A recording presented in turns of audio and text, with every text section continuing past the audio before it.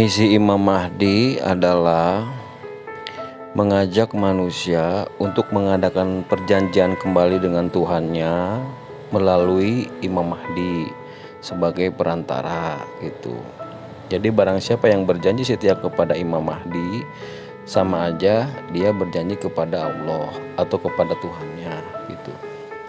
Apa imbalannya ketika mereka sudah berjanji dengan Imam Mahdi? Mereka akan diberikan surga atau harta rampasan perang atau harta amanah yang kunci-kunci semuanya adalah ada di tangan Imam Mahdi sebagai DNA terakhir para nabi, para rasul, dan para raja.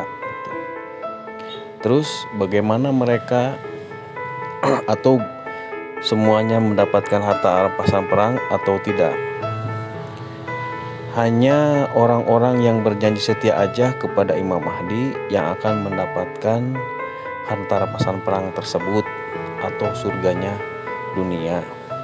Dan mereka yang tidak mendapatkan harta rampasan perang, mereka sama aja hidup di neraka. Datangnya Imam Mahdi tidak lain tujuannya adalah untuk menyatukan dari semua agama dan menyatukan semua kitab.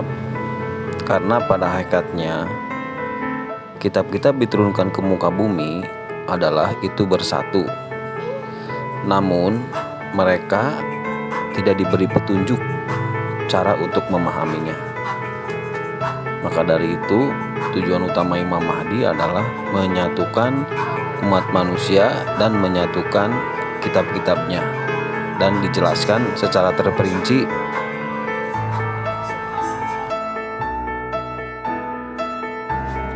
tugas utama Imam Mahdi adalah mempertemukan manusia dengan Allah Subhanahu wa Ta'ala, yaitu dengan petunjuk yang sudah didapatkan daripada Imam Mahdi.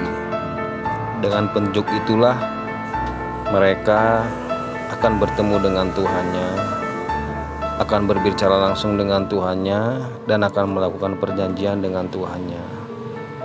Disitulah syafaat Rasulullah atau syafaat utusan Allah akan turun kepada orang-orang yang mau bertemu dengannya melalui perantara Imam Mahdi. Dan Imam Mahdi tidak ada hak untuk memberikan petunjuk kepada mereka. Hanya Allah lah yang akan memberi petunjuk kepada mereka melalui kitab yang sudah diturunkan kepada Imam Mahdi.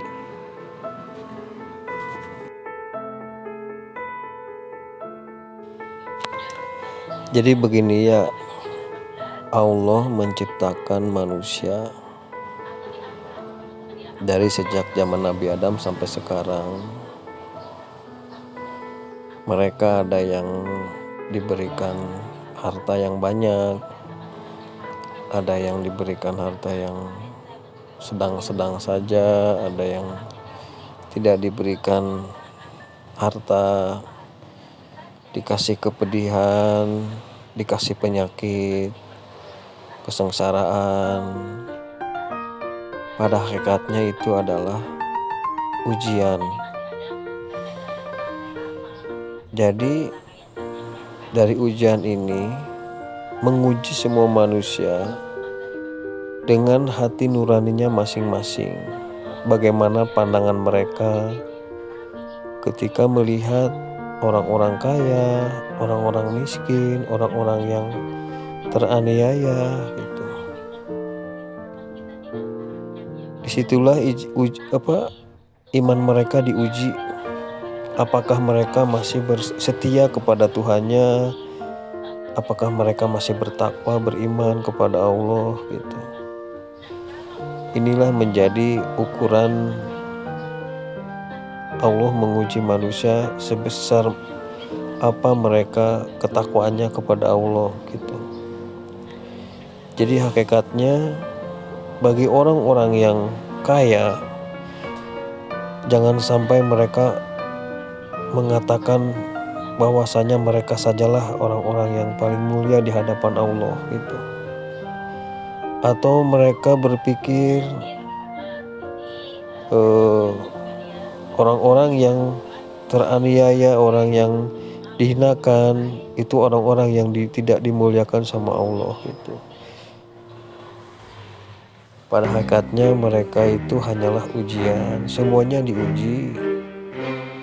Pandangan seperti itu tidak ada, harus dihapuskan. Yang pada hakikatnya manusia itu hanya diukur dengan ketakwaannya kepada Allah.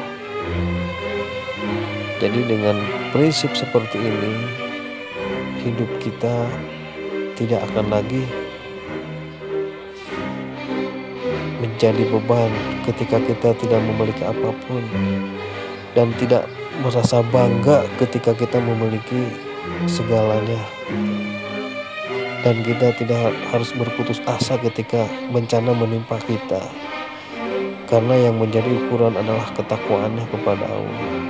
Karena dengan ketakwaan inilah orang-orang di muka bumi ini akan menjadi makmur semuanya, akan bersama bergotong royong, membantu bersama, tidak menjadi bergolong-golongan, tidak menjadi